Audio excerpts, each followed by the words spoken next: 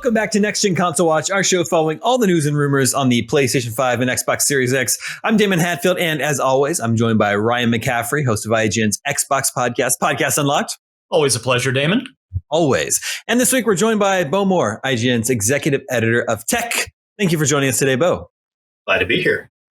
And we're talking some VR today because we got some news this week that the Meta Quest 2 VR headset is getting a price hike, and not an insignificant price hike. The price is being increased by $100. It's a 25% price hike. The price increase goes into effect on August 1st. The 128 gig storage version is going to be it was going to be $400, previously $300. Then the 256 gig model will now be $500. Meta cites inflation as one of the reasons for the price increase. In a blog post, they wrote, "The cost to make and ship our products have been on the rise. By adjusting the price of Quest 2, we can continue to grow our investment in groundbreaking research and new product development that pushes the VR industry to new heights." So, Bo, is it unprecedented for a video game console to receive a price hike? Usually 2 years into their lifespan, the price is going the opposite direction. Yeah, I can't think of a single time when a piece of console hardware has gone up in price after the fact. Like you said, 2 years seems to be the sweet spot where the Xbox 360, the Xbox One, the PS4, all of these consoles got a price drop after about 2 years on the market. But no, going up, not at all. I don't think we've seen anything like that. And Ryan, obviously we're still dealing with the global pandemic. The supply chain is still strained. Components are in short supply, and inflation is very real. But a 25% price increase, were you surprised by the amount? Quite a lot. Yeah. I mean, this is either Meta / Facebook is exceptionally confident in the sales of their product, or sales are just flat or declining, and they figure, well, we've got some rising costs anyway.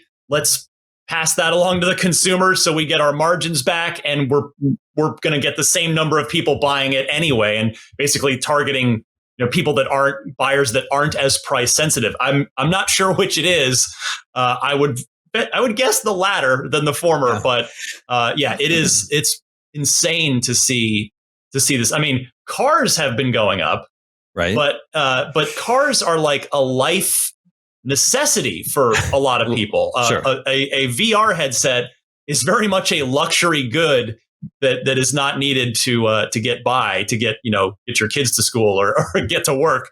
So yeah, I'm pretty surprised by this. Yeah, inflation is affecting everyone. So I was a little bit surprised in their wording. There's no acknowledgement that inflation is hard for their customers as well. It's all about Meta. Our supply costs have increased, so we're increasing prices. I think they could have probably taken a softer approach, maybe acknowledge that times are tough for a lot of people right now. But Bo, the Meta Quest was super, super popular last Black Friday. $300. What do you think this upcoming Black Friday now will look for the Quest 2? I think that those prices, they're going to go right back to at least the current normal price come Black Friday and this holiday season. Absolutely. Will they drop below that? Hard to say. But we're definitely going to see the back to the $300 price point. The interesting thing is that previously the Quest actually had a 64 gig model that was originally priced at $300, and the 128 gig model was the $400 one. And so when the 128 gig model actually dropped to $300 and they discontinued the 64 gig model, so the Quest already had sort of a price drop, and this is just bumping it back up to its original price, kind of. That said, we don't see the 64 gig model anymore. So is there a possibility they bring that back?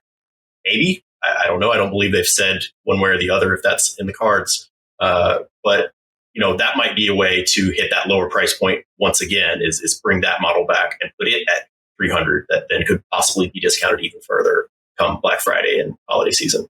Well, I believe sales estimates put sales of the Quest 2 at about 15 million units, which would mean that it has outsold the Wii U and the Dreamcast. The question I think this poses to a lot of people is if we take Facebook's, a statement at face value, their hand was forced. They had to raise the price because of the inflation and the increasing costs of supplies and shipment. Could that happened to also the PlayStation 5 and Xbox Series X, Bo, is it possible they could also have their prices increased?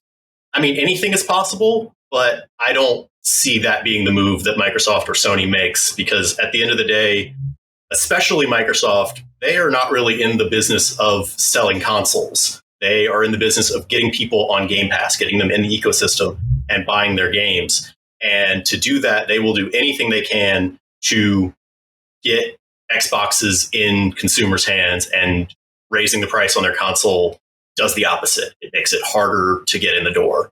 And that said, we're also, 2 years in, and consoles remain scarce. They are hard to find on store shelves.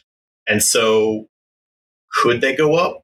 Probably not, but they're definitely not going down. We're definitely not going to see that 2 year in price drop that has basically been standard for every console going up till now.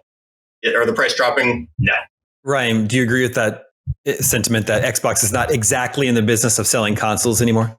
I absolutely agree with Bo there, but I do slightly disagree with Bo. I think I agree with him. I think odds are they're not going to go up, but they're also not going to go down. But I do think there is a possibility, because the rules are all out the window at this point. I mean, yeah. The pandemic has rewritten the rules for a lot of things.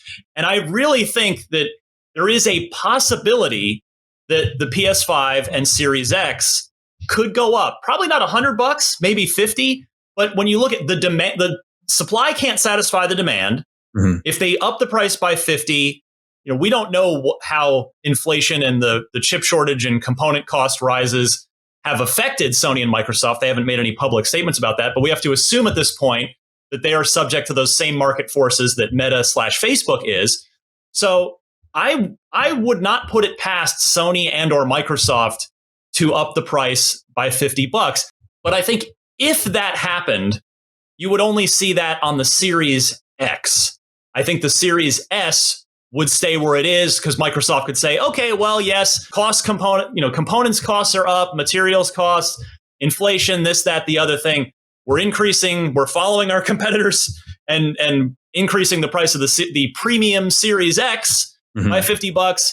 But we still have, at the same price point, we've got the Series S to get more people in the door on the new generation. So I agree with Bo that it's probably pretty unlikely, and it's definitely unlikely that the prices are going to go down on these machines anytime in the near future.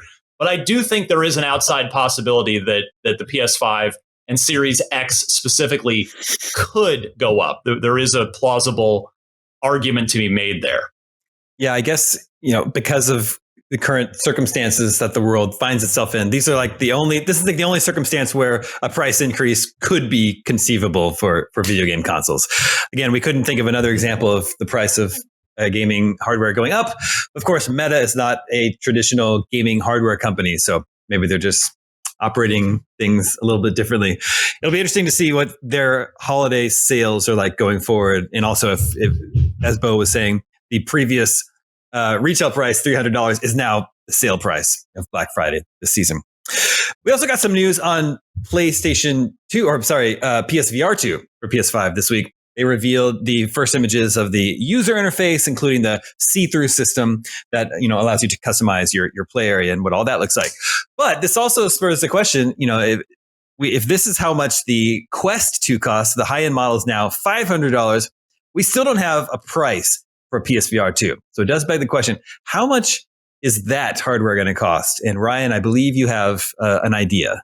I believe before the Meta Quest 2 upped its price, I've always been thinking that the PSVR 2 was going to be $500. And I know plenty of people disagree with me on that. I hope I'm wrong, because of course the price of the PS5 itself is $500. But the fact of the matter is, the install base for the attach rate, I guess I should say, the attach rate for PSVR 1 was 5% or less. It was something like 10 million PSVRs attached to, 140 something million PS4s. So not great. Now the PSVR 2, I think Sony is wise to really up the specs. I played a little bit of PSVR 1 in its early days, and then quickly got pretty just not annoyed by it, but I lost my enthusiasm for it because the controllers were horrible. It was just not nearly as good of a VR experience as you could get on PC. But PSVR 2 has really upped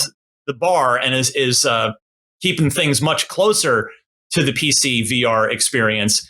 And so I think Sony sees, well, there's no way that we can get this down to a truly mainstream kind of price, which would probably be under $200, $199 or less. That's where you'd see just a huge adoption rate. My opinion is that Sony's going to just go after that top end of the market that's not price sensitive, that just says, you know what? Yes, it's the same cost as the PS5, but I want this experience. I will pay that. Again, I'd be delighted to be wrong and have this thing come out at $400, but looking at the tech specs and the market situation and the attach rate from the previous PSVR on the PS4, I'm thinking $499 for this thing. Bo, do you agree?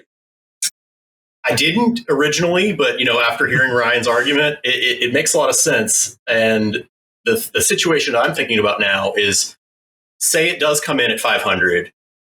What if we then also see a, say, $850-ish bundle for the console with the system? That then, because there are a lot of people that are still looking for a PS5, the demand is still high. That's a way that, selling console bundles has been a tried and true way to sell consoles to begin with. Or in the case of PC bundles, they'll bundle a power supply and a motherboard that you might not necessarily want with the graphics card that you do want. And so what if they start selling a PS5 plus PSVR 2 bundle at, yes, a good price for the two of them together? How many people who weren't necessarily super into the VR getting the PSVR 2 are going to go for that bundle because it's there and on store shelves?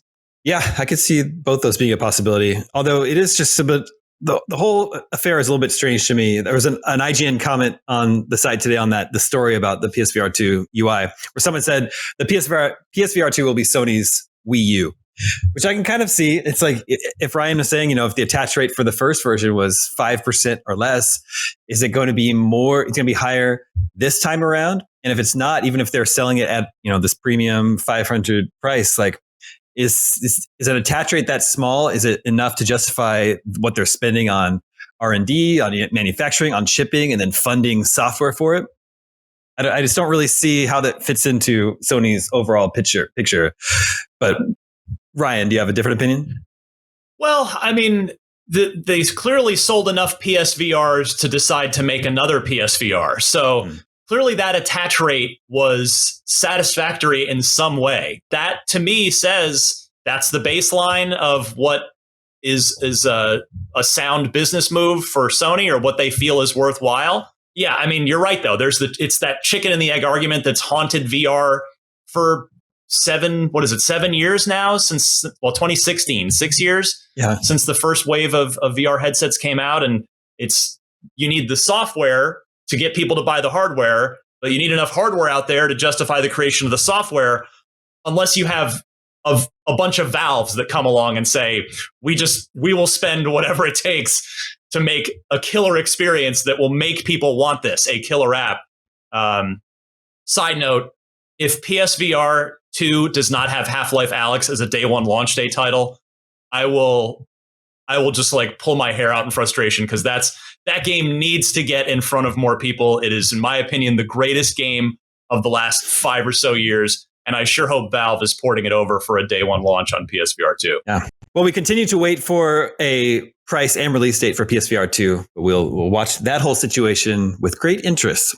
We have the result of last episode's poll. We asked, what is the best game you've played on PS5 or Xbox Series X this year? Not a lot of next-gen exclusive content to play so far, but there's next-gen versions of games like Elden Ring and even older stuff like Cyberpunk. Unsurprisingly, Elden Ring was the winning result with almost 50% of the votes. Horizon Forbidden West coming in right behind that. And poor Sifu way down at the bottom, less than 2% of the votes for that one. But I like Sifu. That's a good one. It's on PS5. A new poll for you to vote on for next week. How much are you willing to pay for PSVR 2? $300, $400, 500, more than 500? Make sure to vote at IGN.com. We'll share the results with you next week. And that will do it for this edition of Next Gen Console Watch. Thank you to both Ryan and Bo. We'll be back next Friday, same time, 6 a.m. Pacific and 9 a.m. Eastern with more PlayStation 5, Xbox Series X, maybe some VR news. We'll see you then.